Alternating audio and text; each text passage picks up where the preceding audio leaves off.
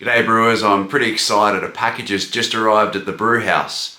I've ordered Hoppy Days Scotch 80 shilling recipe kit.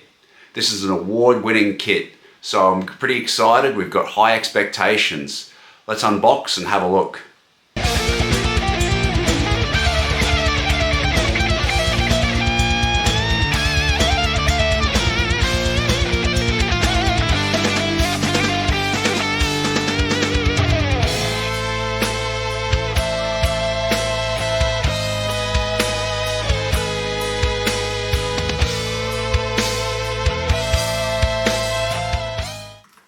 So opening up,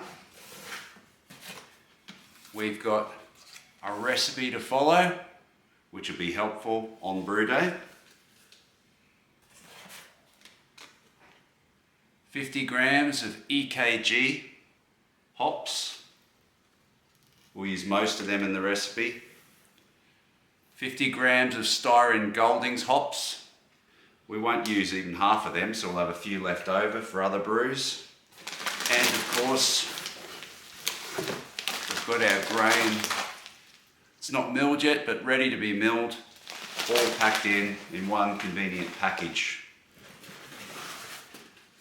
Now what I didn't get was yeast, because I've created my own starter of Edinburgh yeast from White Labs, so that's ready to go.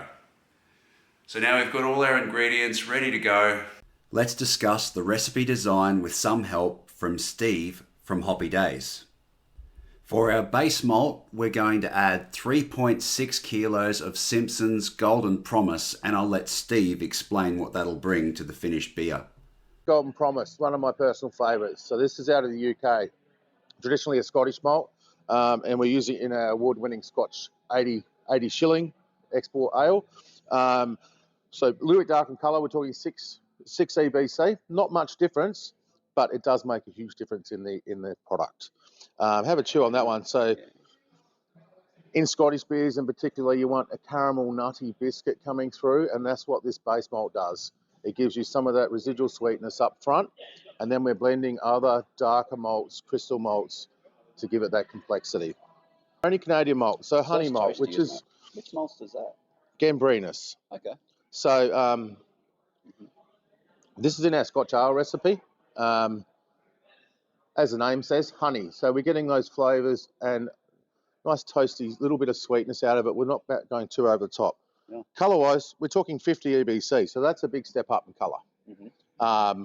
We only use 400 grams in, say, a 6 kilo mash, so not a lot. Mm-hmm. But what we're doing there is utilising other malts to give the flavour and complexity of that style of beer. So we've got honey malt, we've got biscuits, we've got brown malt, which gives you a nice coffee note, and then we've got caramel and crystal malts. So they all combine to make that style of beer what it is. So, and you only need a small amount.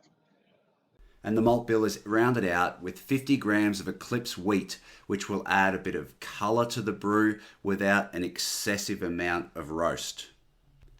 Then for our hop additions, we have 30 grams of EKG at 60 minutes and 15 grams of EKG at 10 minutes.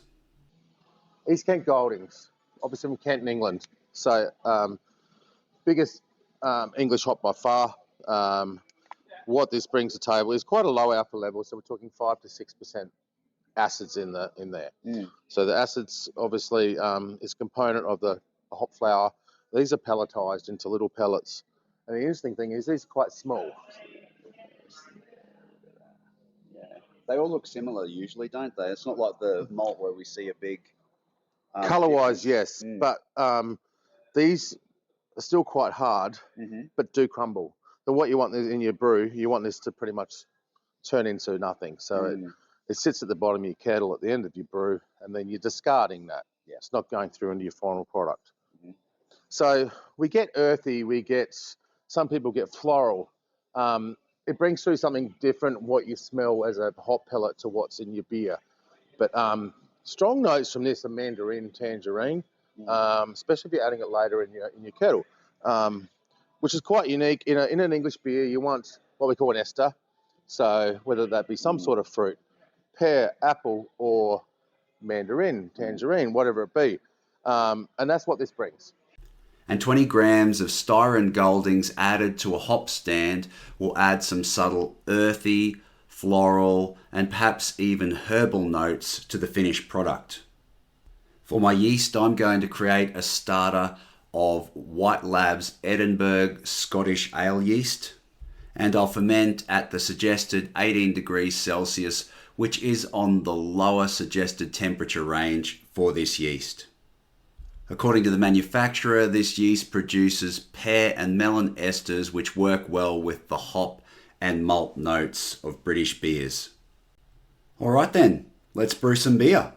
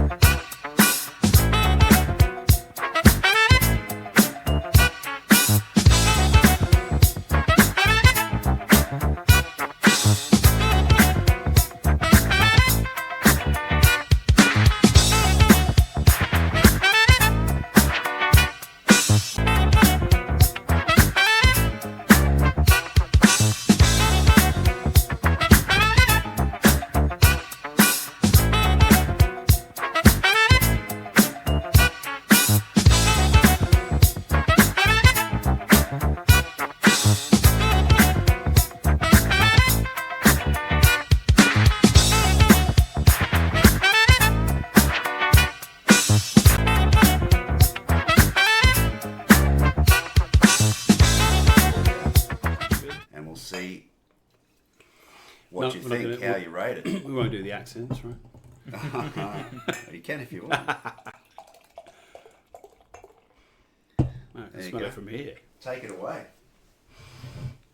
All right, so I mean, straight off the bat, it pours a really nice colour. It's got that really nice reddish copper colour. Yeah. You think? I mean, nice head on the pour there as well. I mean, it's not a moussey Belgian style head, but it's certainly plenty there. It's looking nice, like I guess more of an English style head there. Slightly lower carbonation probably, but Clarity's good too when you put it up against the light. yeah, no, it looks the part, right? I mean, nothing wrong with that. So we're looking for the sort of caramelly, sugary, burnt sugar, more toffee kind of aromas, I suppose. Yeah. Quite malt forward, not so much with a hop aroma.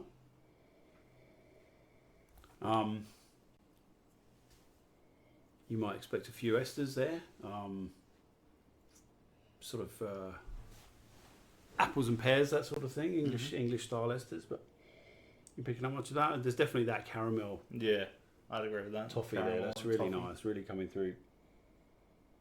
Yeah, really good. It certainly smells as you'd expect it to, I think. Mm-hmm. Should we go on for a taste? Sure. Why not?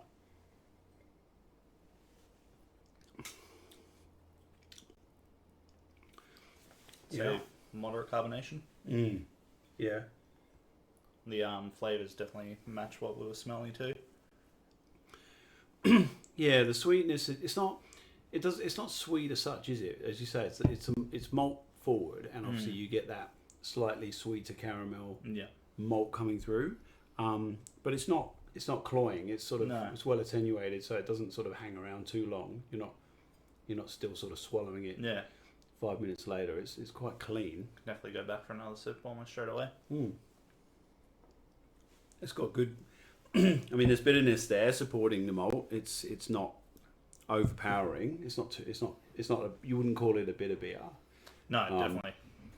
It's definitely more malty than hoppy for sure. I mean, the hops that are there are supporting, but they're not the star, right? Yeah, medium mouthfeel is quite nice.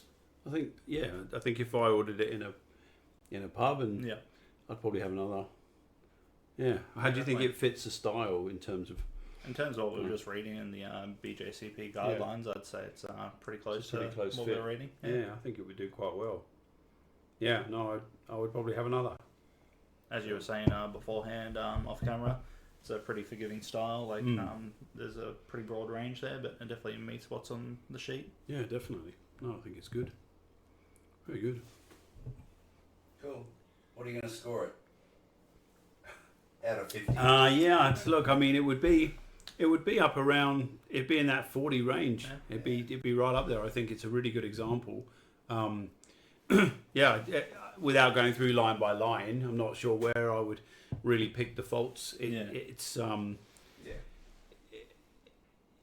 definitely no like process faults that I can find in that, like in terms of infections or anything like that. So, as Andy was saying, I'm definitely happy with where it like fits on the sheet. Yeah, we were talking about that sort of biscuit character, and that's definitely there. I think, you'd be struggling to take points off it really. So it's a good beer. Cool.